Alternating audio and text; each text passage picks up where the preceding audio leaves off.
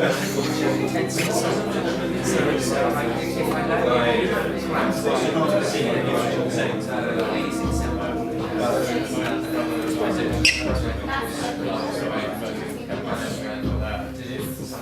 manage mistakes. Yes, exactly.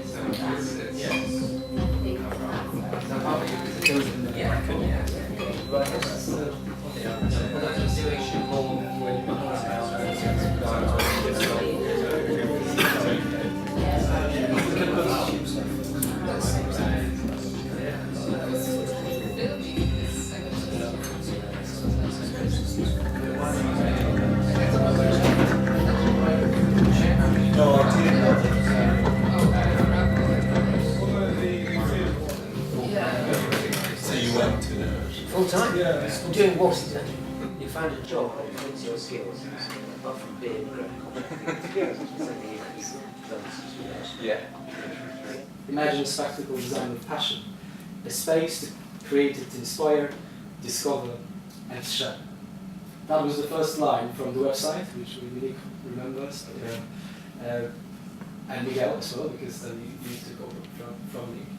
How I designed the event today is to recap the last 5 years of the spectacle, because today, this year is the 5th spectacle, and go very quickly, because this is not the main part, very quickly through the whole history of the spectacle, of the whole scheme.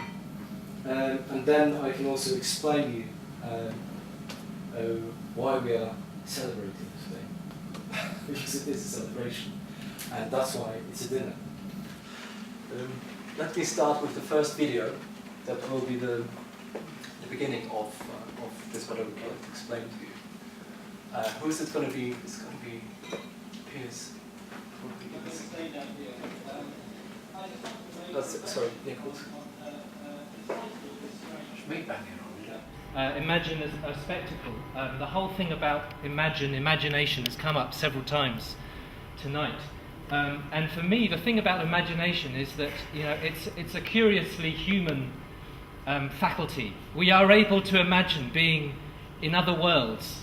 And goodness, we've had the opportunity tonight to think about some other worlds. We're able to imagine being other people, and that, again, for tonight was something for me that has been really exciting. Just to think about how I might go about my work from the point of view of a parkour runner, or the fantastic jazz playing, or the ballet, or the wonderful dancing, or there are so many different things going in my mind. But that capacity to imagine being somebody else is the foundation of reconciliation. And when we're thinking about social change, and we're thinking about can this make any difference, the answer, of course, it is yes, because we have the capacity to imagine being other people and share with other people. That is our universal commonality. And that's something that I think is terribly exciting, and is for me revealed by something here tonight, rather than perhaps something going on up the road at the BBC. So that was my contribution. Thank you. It was fantastic. So the beginning of the spectacle in 2009, that was the Bloomsbury Theatre, and there was an attempt to present you the Nick Wilson's remark at the end of the spectacle, because it was a strange event, but the strangeness in Piers Ibbetson's words were not to be underestimated. As he said, I quote, "I've never been on the stage with so many people representing such a sternly diverse range of approaches and styles. And being in theatre, from my point of view, is very peculiar, because the theatre is an odd machine. It does things to people who stand up for it. It focuses in a strange way on differences, and I'm struck by the fact that we're all here, and the conversations we've been having were incredibly rich, and I've made all sorts of surprising connections." So that's the debate. That's the quote from the debate, which I'm quoting because we cannot hear the audio, but I've got it here written. For those who were not there, that was a huge experiment, because lots of freedom was allowed at the stage, which was very risky. It cost me, well, probably lots of nerves as well, but it was worth it.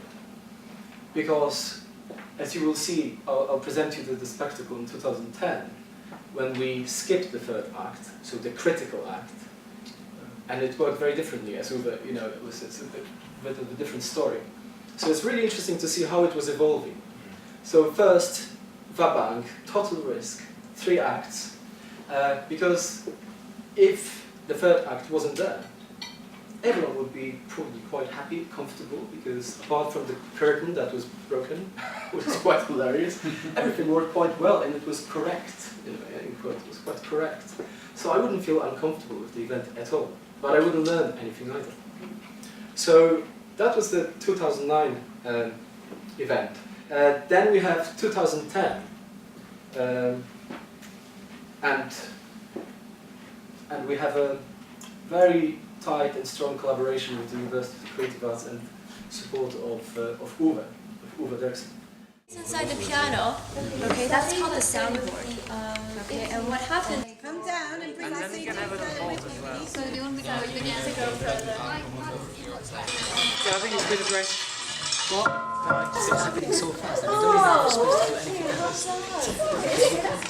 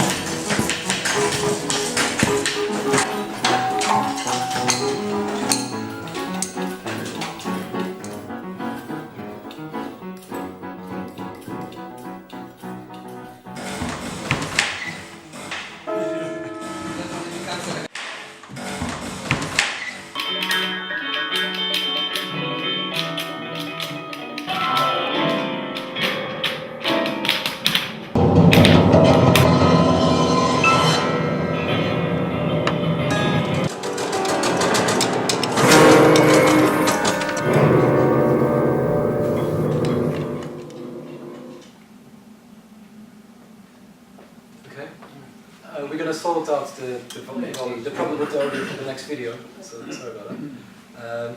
So that was Imagine Spectacle 2010, and what happened then is we focused, the idea was to base the performance on the process, of the element of the process, and develop a series of workshops which will then be transported to the theatre stage. And it was really experiential, and people were not really comfortable with that, I think, because there were not many instructions, and the only instruction was to enjoy the workshops and come out with anything possible, which was, again, a quite challenging constraint, but I think Sergio did really well. That was the exploration part, focus on workshops, on the process, element of the process of preserving the truth, and then transporting them the truth on stage. That was the idea behind these workshops. So this 2010, and then Sergio and Uwe were heavily involved in supporting from the production side, and Sergio from workshops. The next video that I'm going to show you, because we're going to go really just quickly through these videos, but I'm just going to wait for the audio to be sorted. Should be fine now? Is 2011. And what happened then, well, you'll see in a second. Hopefully, if the audio works, then I will have to explain Lex.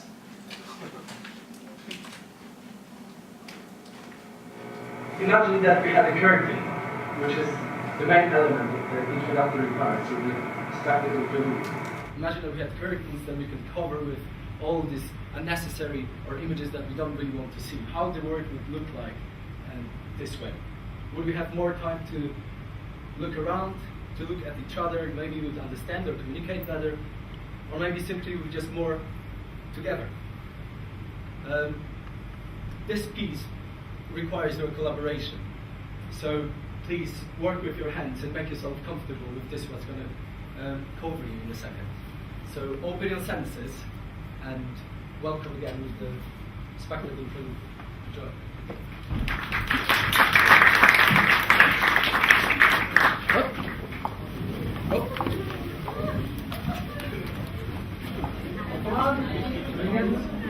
All right.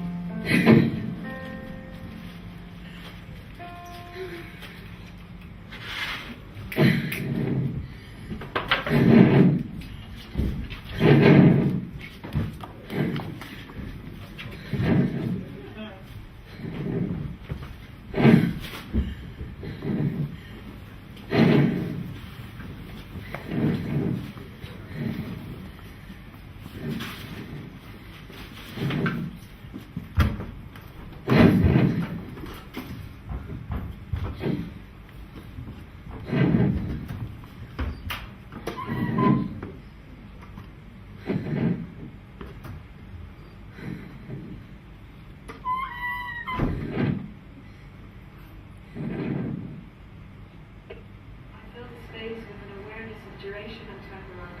I'm filling space with waves of energy, light, sound, moving lines, fluid rates, stylistic dance, tempo. I'm filling space with movement, which is courageous actions, relationship responses with others, or to my intention, whether it's dramatic or shape. I'm filling the space with investigations into human connections and work compelling reaction.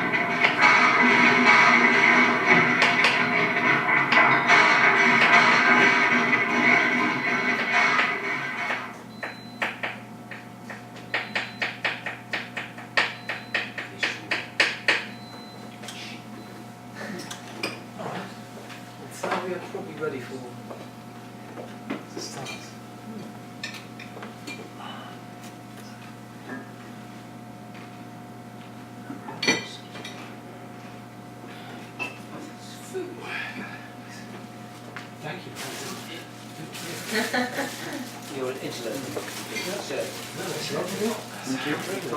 You might take two if you're hungry.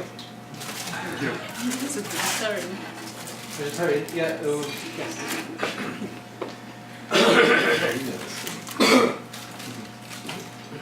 Were you one of the dancers? There. Pretty funny. How would I know? What was it like? Weird, because you never thought anyone would ever see that. Yes, please. Because everyone was it. It's quite surprised by now. It was very peculiar what was going on under the blanket. Tell us what Where are you doing? Were you under the blanket? Who was under No, the no, I blanket? wasn't. Were you under the blanket? What was your... What went on under your feet? It doesn't matter what you... So what happened under your blanket? What happened? What? I had a very important experience. Please tell us. Thanks. I can't tell a lie. Genuinely. It's just... We did watch. Come on, tell us. What happened?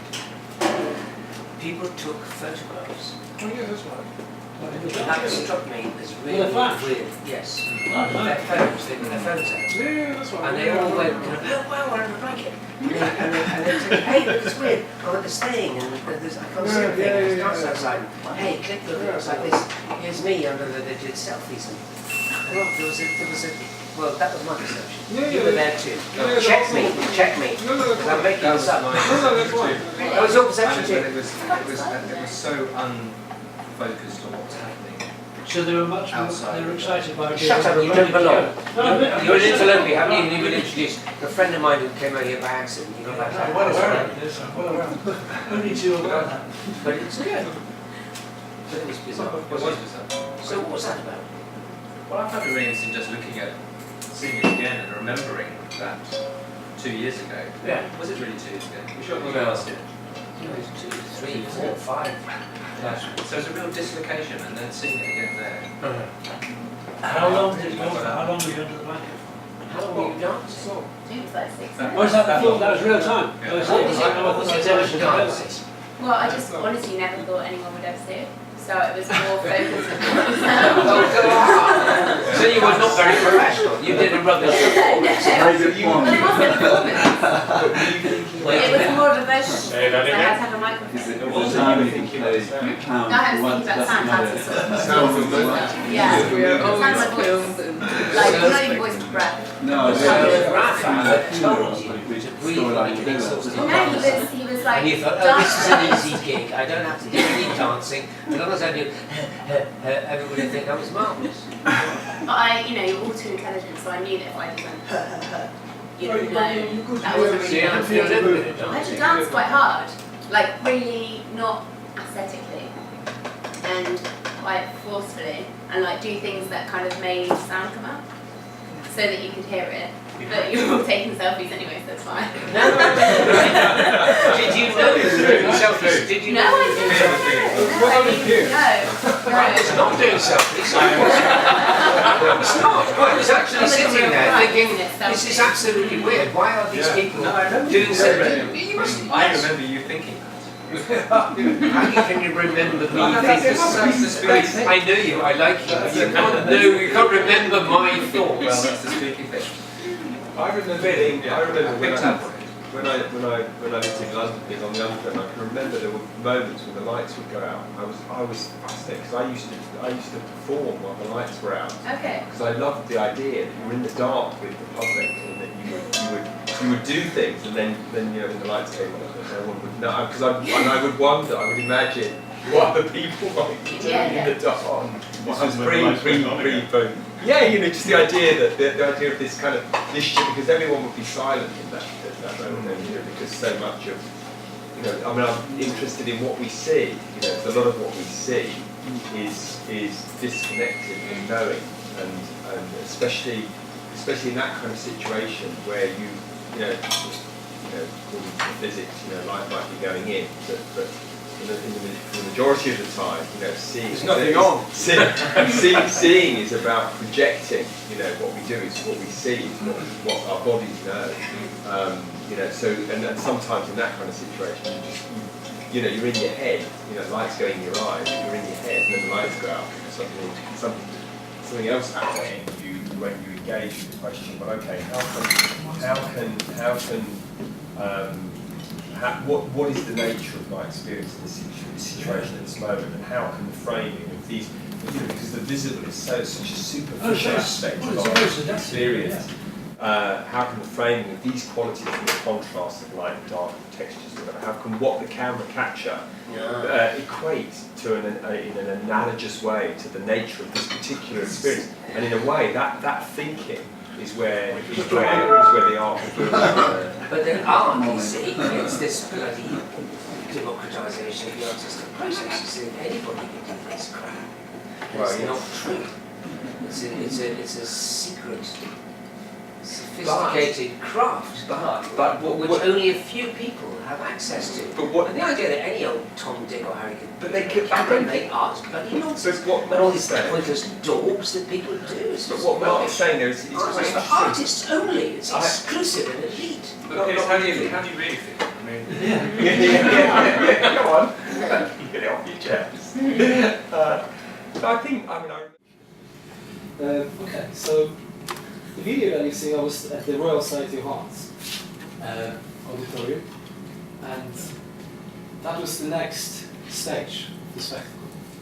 So, because in 2010, the biggest frustration for me was lack of the third act. Even I remember Uwe saying, generally we were very happy with the result. It was a massive project, it was really enormous. But even Uwe, I remember him saying, well, where was the debate? Remember, where was the discussion? Why the discussion wasn't there? Why? Because we stayed on the safe side. We just stayed on the safe side. We didn't expose ourselves to critique. The first spectacle, 2009, was completely almost like a suicide. Because surely I didn't have much experience of organising such massive events. But I just went for it and said, okay, this is what happened, but now all critic welcome. And that was very exciting. That was lacking in 2010, at least from my perspective. So I decided to base the whole performance and build it on the third act slowly. So only critical reflection and very specific critic of the exhibition that at the time was the what's the name of the exhibition? But the whole name of the exhibition in such gallery was Gesamtkunstwerk, the new art from Germany. So without going very much into details, it was very provocative, and it happened exactly at the time when we had the first workshop at King's College. It was the same day when I didn't know even about the exhibition. One of the students said, "Do you know that there is an exhibition opening today in such a gallery, actually, Gesamtkunstwerk?" Which was actually amazing. So we went there, and what we encountered was highly provocative and very problematic.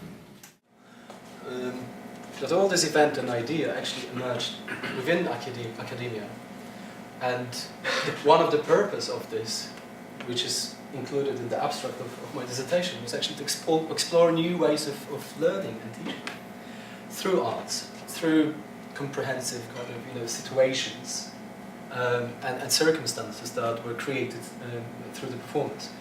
So I came back, and as you could see, I attempted for the first time for this spectacle to be in a way not a lecture, but something that includes the element of teaching, clearly exposed element of learning, of teaching and exchanging, so a debate. And that was the first time as well that I was actually on stage, which was also a very step, I don't know, forward or backwards, but it was a big step for me, because I avoided it in 2009, and I managed to avoid it in 2010. I didn't avoid it in 2011, because I was, even though nobody really said that they want me to be on stage, but I could sense it, that even people who work with me from the beginning, they start to think, okay, you want us to do all this crazy stuff, but why are you not with us? So, if you just allow me now to show you the Imagometia video, which deliberately is on the bottom because it's a quantum jump of the spectacle continuum. So a very positive surprise. Spectacles on.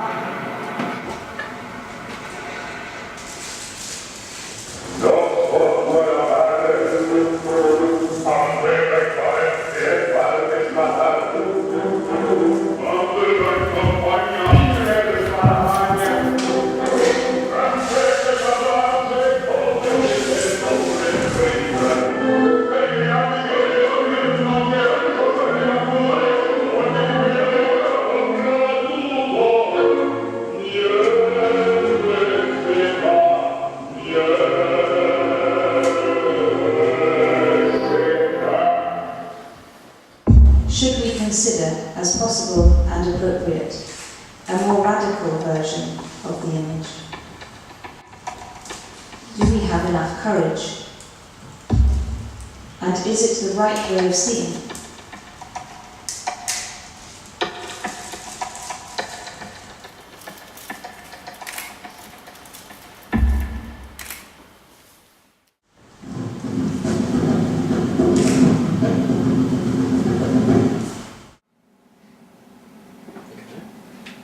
So that was the Imagometia, and that, as I called it now, the quantum jump of the whole continuum, which liberated the spectacle. And this is the most important moment so far for the whole project. In 2012, and for the first time, I decided for the spectacle to be political. That was the time of the Occupy movement and the occupied theatres in Italy, which I decided to visit just in 2012, just before the Imagometia. And I'll show you a video on it later, but let's see a short video about the 2012 project. Not allowed to do thing. See, there's another one you see. Yeah, you're not allowed to, because we've been brainwashed so much in our society with this idea of what you are allowed and not allowed. See, if he came up to me and explained to me politely what his problem was, right? Perhaps, I don't know, people couldn't hear him or something. Yeah, I will then explain to him why I'm doing this. I'm actually doing this because I'm in the middle of a theatre project. This is part of the theatre project that we will be filming a little bit later. We can have a civil conversation about it. We don't need to get into this, you're allowed, you're not allowed.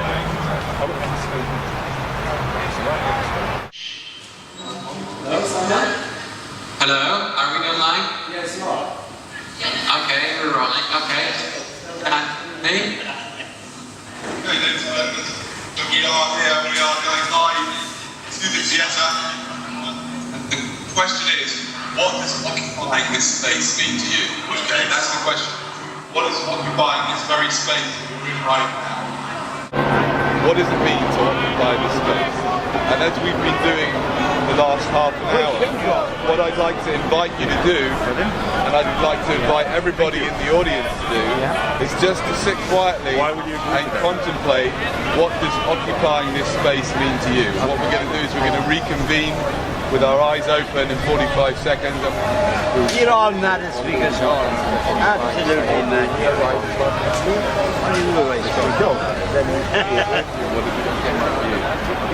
I've got as much right as everyone here to be in this space or in that space or in any space that I acknowledge myself as a human being and I acknowledge everyone else as a human being. We all have a right to share space. I think this gentleman wants to say something. Yes. Sorry, about occupying this place. What does it mean to you, occupying this space? This particular space? Or any space? I guess it makes a statement. You're making the, you're giving a point of giving people the incentive to ask the question, why are you here? Right. And, you know, this is maybe something we should ask what. Right. Okay. The suggestion from the audience is that occupation is protection. And what are our thoughts on it? So the audience want to know what are our thoughts on occupation being protection. Only if you want. You've got wealth. You've got wealth. Occupied and you want to protect. Right. You want to protect the wealth, the property. Yeah. If people are occupying somewhere, that they're kept safe because they're stating that they're occupying it and making it public knowledge.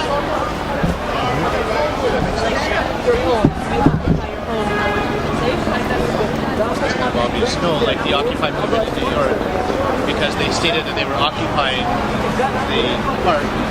Theoretically, they were safer than if they had just been there without making a statement about what they were doing, which was occupying. Occupying the space in which I'm in is something that I find very difficult, particularly when I'm just sitting quietly in meditation. I find, to an extent, I find myself feeling as if I'm in kind of like a prison in my own body and in my own mind, because my mind screams at me quite often, get out of here, do something, you know, distract myself, get on the megaphone and all the things that I do, that distract me from actually really occupying the space that I'm in, feeling all what I'm feeling, and being aware of my senses, being aware of as much as possible. Okay, so that was in 2012, and Dan Shine, I don't know, maybe you know the word, is an activist, quite famous activist here in London. Some of you might know him. He's very well known. He's also very serious with his job. He's every weekend doing it for years. It's not like it's sometimes he's serious at hand.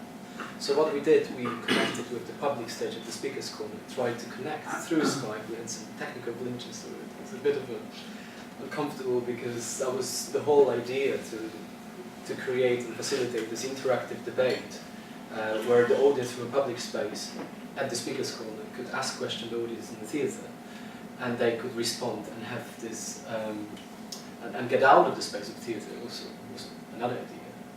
So to the debate happen from the theatre rather than in the theatre.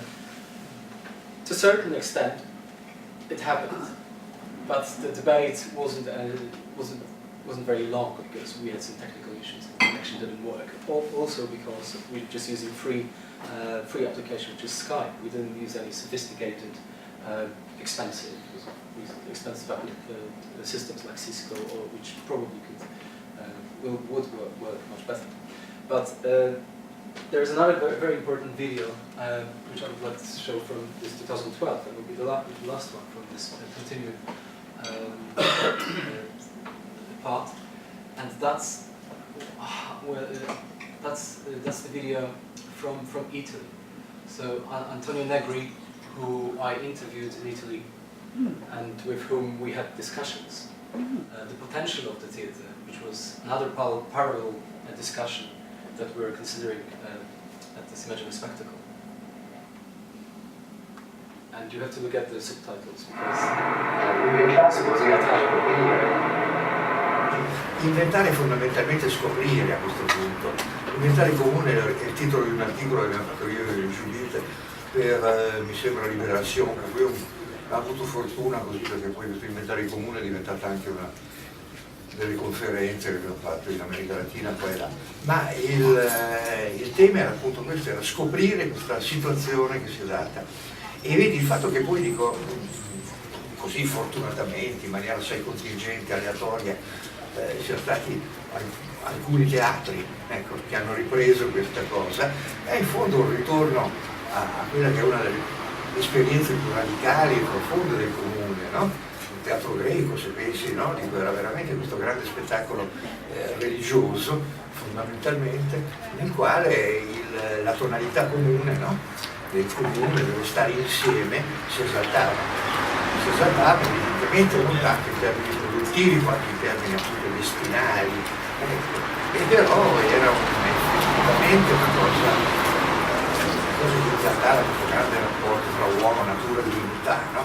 Ecco, così. Il fatto che il teatro, soprattutto in un periodo di disgrazia del teatro, come è stato questo periodo, l'ultimo periodo di quest'ultimo mezzo secolo in Italia, ecco, che il teatro possa permettere, possa diventare un luogo di svelamento, se vogliamo così, di questa realtà nuova del comune produttivo, del comune sociale, del comune politico, mi sembra molto molto importante. This is what the imaginary spectacle for the moment is. This is what it meant to me over the last 5 years. But most importantly, and this is the purpose of one of the main purpose of this event today, is to think and reflect with you what it can become. What it can become for all of us, but also what it already is and can become for us individually.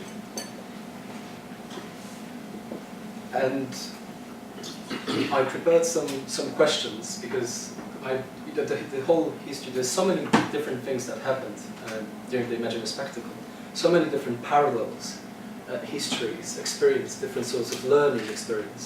But I thought it's really important to, because not all of you are present at all of the events, to have this big picture overview of what it is, because this is the question: what is this, the imaginary spectacle?